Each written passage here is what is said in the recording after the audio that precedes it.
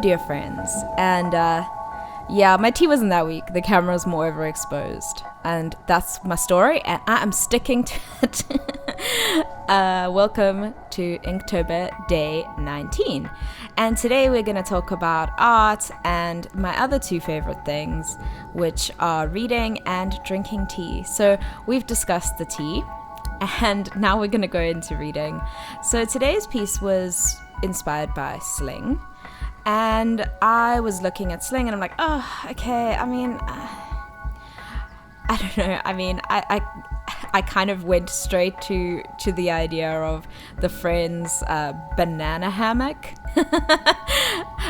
You have to say with the American accent because it just doesn't sound as funny without it. But anyway, and I was just like, nope.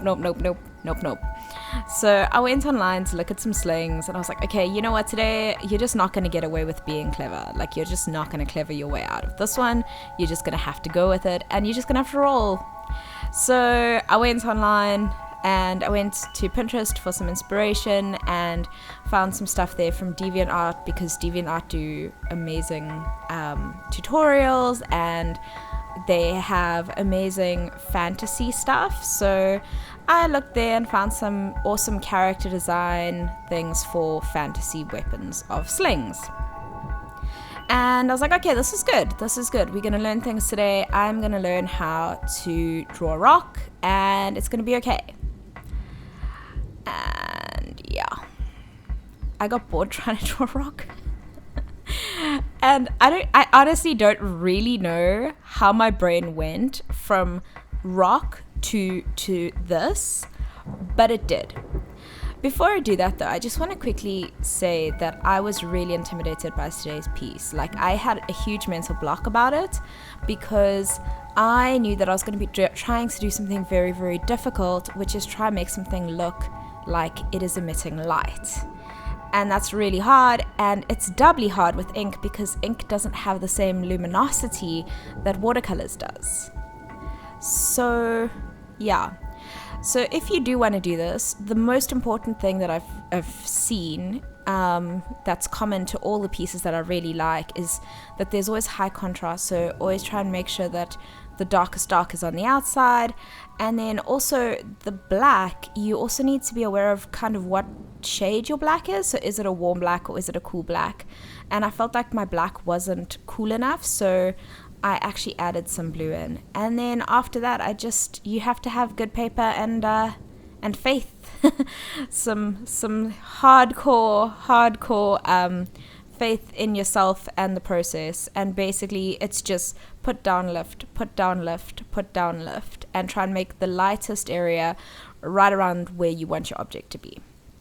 Okay, so back to the object at hand. So somehow my brain went to the idea of, I did Ash, who was from Dragon Age, and I was really enjoying fan art and character creation, and I thought, okay, another book that's inspired me to do character design, which I haven't got there yet, but I want to get there one day, is to draw the characters from Brandon Sanderson's The Way of Kings, which honestly is my favorite book of all time. And it's a series, so it's still going, and every few years a new one comes out, so I'm still waiting. So I'm really angry that I found it before it was done, because that's just how fantasy like epics go. But I'm thoroughly enjoying it, and I found it in a very strange way. The way that I discovered, which I kind of use for all books now if I don't know the author, was I go into the bookstore. I was at the airport, so when you're at the airport, you have to go to the bookstore. You can't not go to the bookstore. It's like going to the movies and then not having popcorn. I mean, no. we can't defy the laws of nature that way. So basically, went to the bookstore, went to the fantasy section, and opened a book. And I opened the book, this is the first time I've ever done this. I opened the book in the middle of the book, just a random page, started reading, and I was like, if I want to carry on reading after this spread, I'll buy the book. And honestly, that's probably the best way that I've ever found to choose books and new authors, just because of who I am, I guess. I don't know if it'll work for everyone, but the way that the author speaks and the tone that they have is really important to me. I've discovered since I discovered this method. And the book that I first tried this on was this book, and thus I found Brandon Sanderson, who is by far my favorite author of all time. Yeah, better than Harry Potter, better than Lord of the Rings. It's amazing. He is my hero. Yeah, and you should definitely, if you love fantasy, like, what are you doing still listening to this? Like, okay, but please still listen to this, but after this, go get that book. But anyway, so I'm not quite at the stage where I feel comfortable drawing any of the characters yet, but I thought I would do a little nod, because instead of drawing a rock inside the sling, I thought that we could throw in one of the items that they use as currency in this particular world. And these things are called spheres. So spheres are basically marbles, but I don't imagine them being perfectly round marbles. I don't know, in my mind that just doesn't make sense.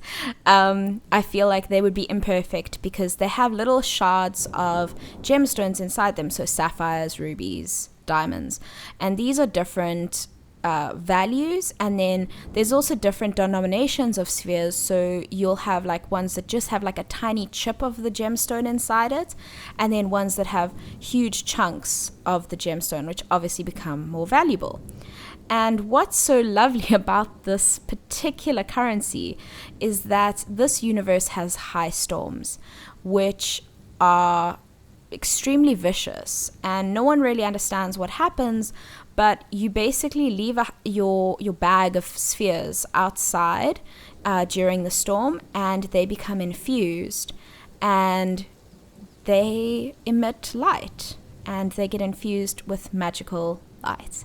And between the storms, the light starts to fade, and they're called dun spheres then, and they're seen as less valuable. So to kind of make the most out of your spheres, you can do some things which are kind of very risky, like putting them outside during a high storm, which is also dodgy because somebody could steal them during that time, but the high storms are so vicious that people normally don't.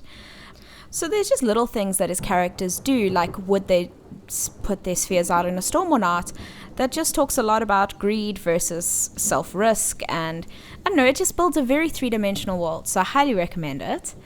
If you're enjoying being nerdy with me, remember to subscribe. Okay, I will see you tomorrow. Love you, bye!